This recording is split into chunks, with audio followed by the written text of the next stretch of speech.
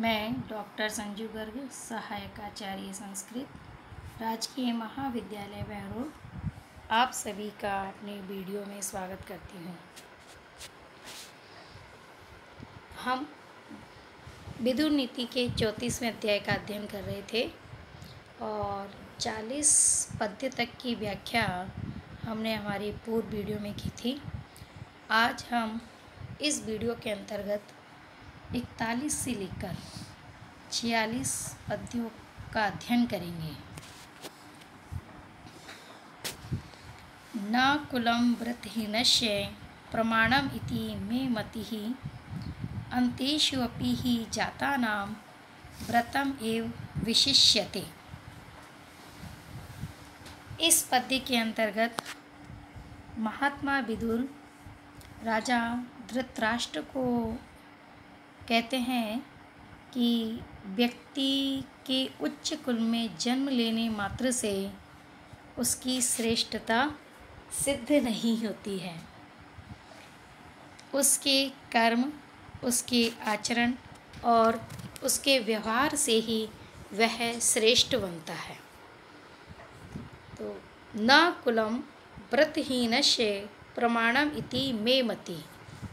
मे मति ही अर्थात मेरे विवेकानुसार या मेरा ये मानना है कि व्रतहीनस्य आचरणहीन मनुष्य का कुलम उच्च कुल न प्रमाणम इति उसकी श्रेष्ठता का प्रमाण नहीं होता है।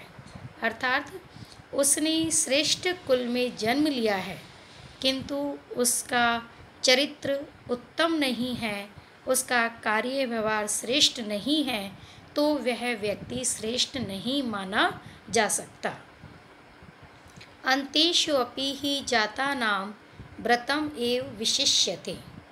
क्योंकि अन्तेषु अपि अंतिम अर्थात निम्न कुल में भी, शूद्र कुल में भी जातानां जन्म लेने वाले व्यक्ति का व्रतम एव विशिष्यते चरित्र ही श्रेष्ठ होता है। अर्थात जिस व्यक्ति ने निम्न कुल में जन्म लिया है किंतु उसका आचरण उत्तम है, वह सदाचारी है, श्रेष्ठ आचरण वाला है, तो वह व्यक्ति विशिष्ट माना जाता है, वही श्रेष्ठ माना जाता है।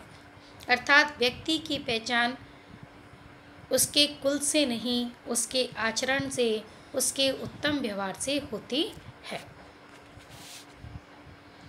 य ईर्ष्यो परवित्तेषु रूपे वीर्ये कुलान्वये सुख सौभाग्य सत्कारे तस्य व्याधि अनंतकः। इस पद्य में जो दूसरों के रूप, सौंदर्य, धन संपदा, सुख सौभाग्य आदि को लेकर ईर्ष्या करते हैं, उस व्यक्ति के असाध्य रोग की विषय में बतलाया गया है कि ऐसा वह व्यक्ति, ऐसे उस व्यक्ति की बीमारी, ऐसे उस व्यक्ति का रोग असाध्य हो सकता है। अर्थात उसका रोग समाप्त नहीं किया जा सकता। तो इसी संदर्भ में महात्मा विदुर धृतराष्ट्र से कहते हैं कि यह ईर्ष्यु परवित्तेषु, जो व्यक्ति परवित्तेषु दूसरे के धन पर, रूपे रूप सौंदर्य पर, वीर्य पराक्रम पर, कुलान्वय कुल वंश पर, सुख सौभाग्य सत्कारे सुख सौभाग्य और सत्कार के विषय में ईर्ष्या करता है, तस्य व्याधि अनंतकः, उसका रोग असाध्य होता है। अर्थात जो दूसरे के अधिक धन को देख के जलता है, किसी के उत्तम रूप सौंदर्य को देख के ईर्ष्या करता है, किसी के अतुल वीर्य पराक्रम को देखकर उससे डाह रखता है, किसी ने उत्तम कुल में जन्म लिया है तो उसके प्रति द्वेष भाव रखता है, किसी के सुख को देखकर, उसके सौभाग्य को देखकर उसके सत्कार इत्यादि को देखकर उसके प्रति घृणा भाव रखता है, उससे अंदर ही अंदर जलन रखता है, ईर्ष्या करता है, ऐसे उस व्यक्ति का यह रोग असाध्य होता है। अर्थात ईर्ष्या एक असाध्य रोग है जिसे किसी भी औषधि से समाप्त नहीं किया जा सकता। अतएव कभी भी किसी के साथ ईर्ष्या नहीं करनी चाहिए। अकार्ये करणाद् भीतः कार्याणां च विवर्जनात् अकाले मंत्रभेदात् च येन माद्येत न तत्पिबेत। यहाँ महात्मा विदुर क्या करना चाहिए, क्या नहीं करना चाहिए, इस विषय में समझाते हुए कहते हैं, अकार्ये करणाद् भीतः अर्थात मनुष्य को अकार्य करणाद् न करने योग्य कार्य को करने से भीतः डरना चाहिए। कार्याणां च विवर्जनात् और करने योग्य श्रेष्ठ कार्यों के विवर्जनात् परित्याग से भयभीत रहना चाहिए। अर्थात जो कार्य करने योग्य नहीं है उसे नहीं किया जाना चाहिए, और जो करने योग्य श्रेष्ठ कार्य है उसका परित्याग नहीं करना चाहिए, उसे तत्क्षण दूर कर देना चाहिए, उसे तत्क्षण किया जाना चाहिए। अकाले मंत्र भेदात च अकाले समय से पूर्व ही मंत्र भेदात च मंत्र के खुल जाने से, मंत्र के प्रकट हो जाने से डरना चाहिए। येन मादेत और जिससे मादकता आती हो, जिस द्रव्य को पीने से व्यक्ति अपनी शुद्ध बुद्ध विस्मृत कर जाता हो, न तत्पिबेत ऐसे मादक द्रव्य का पान नहीं किया जाना चाहिए। महात्मा विदुर के कहने का भाव यह है कि मनुष्य को सदैव न करने योग्य कार्य को नहीं करना चाहिए, उनको छोड़ देना चाहिए, और जो करने योग्य किए जाने योग्य कार्य हैं उन्हें तत्काल संपादित करना चाहिए, और जो गुप्त रखे जाने योग्य बातें हैं उन्हें गुप्त रखा जाना चाहिए, उनका समय से पहले भेदन नहीं होना चाहिए, और ऐसा कोई द्रव्य, ऐसा कोई पेय पदार्थ नहीं ग्रहण करना चाहिए जिससे कि व्यक्ति अपनी शुद्ध बुद्ध को विस्मृत कर दे, जिससे कि व्यक्ति अपने विवेक को खो दे। विद्या मदो धन मदस्तृतीयो अविजनो मदः मदा एते अवलिप्तानाम एत एव सताम दमः। यहाँ महात्मा विदुर 3 प्रकार के मद का वर्णन कर रहे हैं। विद्या, धन और कुल मद, यानी उच्च कुल में जन्म लेने का मद। लेकिन ये तीनों मद अभिमानियों के लिए तो मद है, किंतु सज्जनों के लिए यह उन्हें शांति प्रदान करने वाले होते हैं, और इनका उपयोग वह परोपकार में ही लेता है। इसी संदर्भ में कहते हैं, विद्या मदो धन मदः तृतीयो अविजनो मदः। विद्या का मद, धन मदः धन का मद यानी प्रचुर मात्रा में धन संपदा का होना, इसका मद। अभिजनो मदः और उच्च कुल में जन्म लेने का मद, ये 3 मद होते हैं या अभिमान के कारण होते हैं। किंतु मदा एते अवलिप्तानाम, ये तीनों अवलिप्तानाम अहंकारियों के लिए तो मदा अहंकार के कारण हैं, मद तुल्य होते हैं, किंतु सताम सज्जन व्यक्ति के लिए एते दमा, ये दमन के साधन होते हैं, शांति प्रदायक होते हैं, परोपकार में सहायक होते हैं।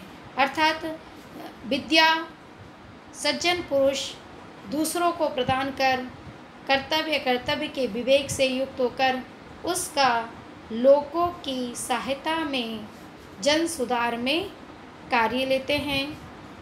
धन मदह, और धन जो है प्रचुर मात्रा में धन संपदा अहंकार के लिए तो अहंकार का कारण होती है, किंतु सज्जनों के लिए यही धन लोगों की सहायतार्थ प्रवृत्त होता है।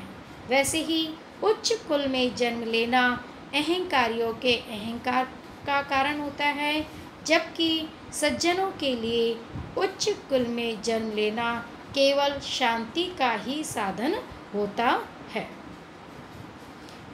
ऐश्वर्ये मद पापिष्टा मदः पान मदादेः, ऐश्वर्ये मद मत्तो ही न आपतित्वा विबुध्यते। अर्थात पान मदादेः, सुरा पान इत्यादि मद करने मादकता उत्पन्न करने वाले हैं, किंतु ऐश्वर्य मद पापिष्टा, किंतु धन ऐश्वर्य सत्ता का जो मद है वह सबसे निकृष्ट होता है। ऐश्वर्य मद मत्तो ही न आपतित्वा विबुध्यते, क्योंकि ऐश्वर्य मद मत्तो ऐश्वर्य के धन संपदा के मद से मदमस्त मनुष्य अपतित्वा गिरे बिना अर्थात भ्रष्ट हुए बिना न विबुध्यते, कदापि जागता नहीं है, कभी भी वह चेतना को प्राप्त नहीं करता है। कहने का भाव यह है कि जो मादक द्रव्य आदि हैं उनका सेवन करने से केवल मादकता आती है, कुछ काल के लिए व्यक्ति अपनी सुध बुध विस्मृत कर देता है, किंतु ऐश्वर्य का मद सबसे निकृष्ट होता है, क्योंकि धन धान्य रूपी संपत्ति को प्राप्त कर व्यक्ति इतना अधिक मदमस्त हो जाता है कि उसका चरित्र तक नष्ट हो जाता है, और ऐश्वर्य के मद में उन्मत्त व्यक्ति बिना अपने पतन के कभी भी चेतनता को प्राप्त नहीं करता है। इसलिए सभी मदों में ऐश्वर्य के मद को निकृष्ट बतलाया गया है। असंतो अव्यर्थिता सद्भिः क्वचित् कार्ये कदाचन मन्यन्ते संततम आत्मनम असंतम अपि विश्रुतम। कदाचन कभी भी, क्वचित कार्ये किसी भी कार्य में, सद्भि सज्जनों से, प्रार्थित होने पर, याचना किए जाने पर, असंतः दुर्जन व्यक्ति आत्मनम अपने आप को संतम मन्यन्ते सज्जन मानने लगता है, जबकि असंतम अपि विश्रुतम, जबकि वह दुर्जन व्यक्ति अपने आप को भली भांति दुष्ट के रूप में जानता है। यानी कहने का भाव यह है कि दुर्जन व्यक्ति दुर्जनता का कभी परित्याग नहीं करता है और दुर्जन के रूप में वह प्रसिद्ध है, इस बात से वह भली भांति परिचित है। इसके पश्चात भी जब सज्जनों के द्वारा उनसे कोई याचना की जाती है, कोई प्रार्थना की जाती है, कोई कामना की जाती है, तो वह दुर्जन व्यक्ति अपने आप को सज्जन मानने लगता है। अर्थात कहने का भाव यह है कि दुर्जन व्यक्ति से किसी भी कार्य के लिए प्रार्थना नहीं की जानी चाहिए, क्योंकि वह अपनी दुर्जनता का कभी भी किसी भी रूप में परित्याग नहीं करते हैं, अपितु वह सज्जनों के द्वारा प्रार्थना किए जाने पर अहंकार से उन्मत्त होकर और अपने आप को भी सज्जन समझने लगते हैं। महात्मा विदुर धृतराष्ट्र को ये समझाने का प्रयास करते हैं कि दुर्जन व्यक्ति कभी भी अपनी दुर्जनता का परित्याग नहीं करता है, और यही कारण है कि सज्जनों के द्वारा कुछ प्रार्थना किए जाने पर भी वह अपनी दुर्जनता को छोड़कर सज्जनता को नहीं अपनाता है, बल्कि अपने आप को ही श्रेष्ठ समझने लगता है। आज के वीडियो में हम इतना ही अध्ययन करेंगे। तब तक के लिए धन्यवाद।